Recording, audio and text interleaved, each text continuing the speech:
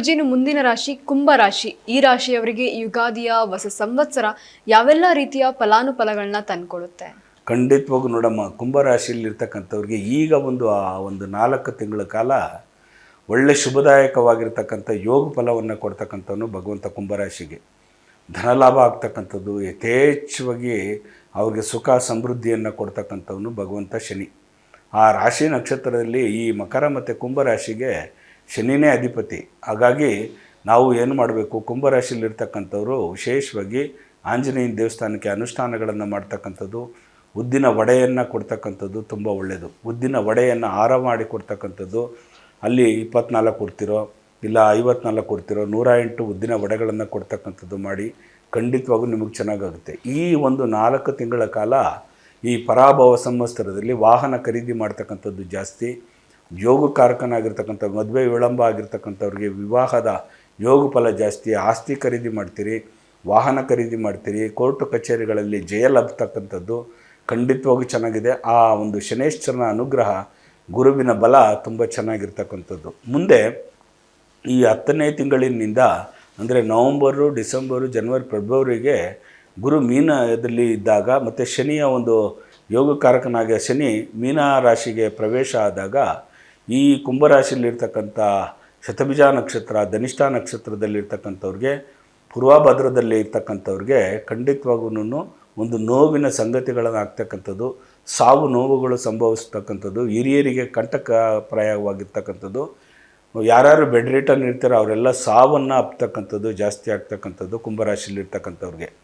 ನೀವೆಲ್ಲರೂ ಕೆಲವರೆಲ್ಲ ಏನು ಮಾಡ್ತೀರಿ, ನೆಗ್ಲಿಜೆನ್ಸಿ ಮಾಡ್ತಕ್ಕಂಥದ್ದು, ಕೋಪಕ್ಕೆ ಉದ್ರೇಗಕ್ಕೊಳಗಾಗ್ತಕ್ಕಂಥದ್ದು, ಮನೆಗಳಲ್ಲಿ ಗಲಾಟೆ ಮಾಡಿದಾಗ ವಾದ ವಿವಾದಗಳನ್ನು ಮಾಡ್ತಕ್ಕಂಥದ್ದು ಜಾಸ್ತಿ. ಅಕ್ಕಪಕ್ಕದ ಮನೆಯವ್ರ ಜೊತೆಯಲ್ಲಿ ವಾದ ವಿವಾದಗಳನ್ನು ಮಾಡಿಕೊಂಡು ಉದ್ರೇಕಕ್ಕೆ ಹೋಗ್ತಕ್ಕಂಥದ್ದು, ಹೊಡೆದಾಟಗಳಾಗ್ತಕ್ಕಂಥದ್ದು, ಜಮೀನುಗಳಲ್ಲಿ ಯಾಜ್ಯ ತರ್ತಕ್ಕಂಥದ್ದು ಜಾಸ್ತಿ ಆಗುತ್ತೆ. ಕೋರ್ಟು ಕಚೇರಿಗಳಲ್ಲಿ ಸುತ್ತುತ್ತಾ ಇರ್ತಕ್ಕಂಥದ್ದು, ಪೊಲೀಸ್ ಸ್ಟೇಷನ್ಗಳಿಗೆ ಹೋಗ್ತಕ್ಕಂಥದ್ದು ಜಾಸ್ತಿ ಆಗುತ್ತೆ. ಯಾವಾಗ ನವಂಬರು, ಡಿಸೆಂಬರು, ಫೆಬ್ರವರಿ ತಿಂಗಳೊಳಗಡೆ, ಹೊಸ ಸಂವತ್ಸರ ಒಳಗಡೆ ಕುಂಭರಾಶಿಯವರು ಸ್ವಲ್ಪ ಜಾಗೃತಿಯಾಗಿರ್ತಕ್ಕಂಥದ್ದು, ಅಪಘಾತಗಳು ನಡೀತಕ್ಕಂಥದ್ದು, ಮಕ್ಕಳುಗಳಿಗೆ ಕಾರುಗಳನ್ನು ಕೊಡ್ತಕ್ಕಂಥದ್ದು, ಗಾಡಿಗಳನ್ನು ಕೊಡ್ತಕ್ಕಂಥದ್ದು, ಹಿರಿಯರಾದವರು ತಂದೆ ತಾಯಿಗಳು ಜಾಗೃತಿಯನ್ನು ವಹಿಸ್ತಕ್ಕಂಥದ್ದು. ದಾರಿ ಒಳಗಡೆ ನನ್ನ ಮಕ್ಕಳು ಚೆನ್ನಾಗೇ ಹೋಗ್ತಾಯಿದ್ರು, ಅಪಘಾತ ಆಗೋಯ್ತು, ಬೇರೆ ಟ್ಯಾಂಕರ್ ಬಂದು ಹೊಡೀತು, ಟಿಪ್ಪರ್ ಬಂದು ಹೊಡೀತು, ನನ್ನ ಮಕ್ಕಳು ಹೊರಗಡೆ ಹೋದವ್ರು ಮನೆಗೆ ಬರಲಿಲ್ಲ. ಇವೆಲ್ಲ ಸಾವು ನೋವುಗಳು ಜಾಸ್ತಿ ಆಗ್ತಕ್ಕಂಥದ್ದು ಕುಂಭರಾಶಿಯಲ್ಲಿರ್ತಕ್ಕಂಥವ್ರಿಗೆ. ಹಾಗಾಗಿ ಸ್ವಲ್ಪ ಹುಷಾರಾಗಿರಬೇಕು, ಕೇರ್ಫುಲ್ಲಾಗಿರಿ. ನೀವೆಲ್ಲರೂ ಕೂಡ ಎಷ್ಟು ಜಾಗೃತಿ ವಹಿಸ್ತೀರೋ ಅಷ್ಟು ತುಂಬ ಒಳ್ಳೆಯದು. ಯಾಕಂದರೆ ಭಗವಂತ ಕರ್ಮಕಾರಕ ಶನಿ, ಅವನೇನು ಮಾಡ್ತಾನೆ, ಕರ್ಮ ಫಲವನ್ನು ಕೊಡ್ತಕ್ಕಂಥವನು ಜಾಸ್ತಿ.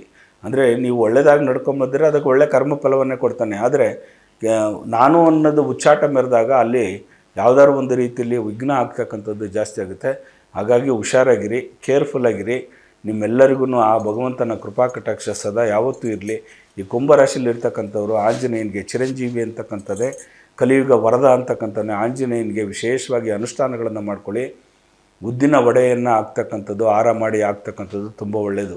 ಯಾಕಂದರೆ ಉದ್ದಿನ ವಡೆ ಒಳಗಡೆ ಅಷ್ಟು ವಿಶೇಷವಾಗಿರ್ತಕ್ಕಂಥದ್ದು. ಇನ್ನು ಹುರುಳಿಕಾಳಂತೂ ಕೊಡೋಕ್ಕಾಗಲ್ಲ, ಯಾಕಂದರೆ ರಾಹು ಕೇತು ಇರ್ತಕ್ಕಂಥದ್ದು ಹುರುಳಿಕಾಳು ಉದ್ದಿನ ಬೇಳೆಯಲ್ಲಿ. ಉದ್ದಿನ ಬೇಳೆ ಅಟ್ಲೀಸ್ಟು ತಿನ್ನೋದ್ರಿಂದ ದೇಹಕ್ಕೆ ಒಳ್ಳೆ ತಂಪು ಕೊಡ್ತಕ್ಕಂಥದ್ದು, ಮತ್ತು ವೈಜ್ಞಾನಿಕವಾಗಿ ನೋಡೋಕ್ಕೋದ್ರೂ ಕೂಡ ತುಂಬ ಒಳ್ಳೆಯದು ಮನುಷ್ಯನಿಗೆ. ಅದನ್ನು ಉಪಯೋಗಿಸ್ತಾ ಬಂದಾಗ ಆ ಇಡ್ಲಿಗೆ ಹಾಕಿರ್ತಾರೆ, ಇಲ್ಲ ವಡೆಗೆ ಹಾಕಿರ್ತಾರೆ, ಏನಕ್ಕಾರು ಒಂದಕ್ಕೆ ಆ ದೇಹಕ್ಕೆ ಸೇರಿದಾಗ ತಂಪನ್ನು ಕೊಡ್ತಕ್ಕಂಥದ್ದು ವೈಜ್ಞಾನಿಕವಾಗಿ. ಇನ್ನು ನಾವು ದೈವಿಕವಾಗಿ ನೋಡೋದಾದರೆ ಉದ್ದಿನ ವಡೆಯನ್ನು ಆಂಜನೇಯನಿಗೆ ಸಮರ್ಪಣೆ ಮಾಡಿದಾಗ ತುಂಬ ಅತಿರೇಕವಾಗಿರ್ತಕ್ಕಂಥ ಪ್ರೀತಿಯನ್ನು ಕೊಡ್ತಕ್ಕಂಥವನು. ಈಗ ಕೋತಿಗಳಿಗೆ ನೋಡಿ, ಒಂದು ಆಹಾರವನ್ನು ಕೊಟ್ಟಾಗ ಎಷ್ಟು ಪ್ರೀತಿ ಪಾತ್ರವಾಗಿ ನಮ್ಮನ್ನು ಆಲಿಸುತ್ತೆ ಅದು. ಹಾಗಾಗಿ ಆ ಕಲಿಯುಗ ವರದನಿಗೆ ಉದ್ದಿನ ವಡೆಯನ್ನು ಕೊಡ್ತಕ್ಕಂಥದ್ದು ಮಾಡಿ ಖಂಡಿತವಾಗೂ ಒಳ್ಳೆಯದಾಗುತ್ತೆ. ಶುಭವಾಗಲಿ.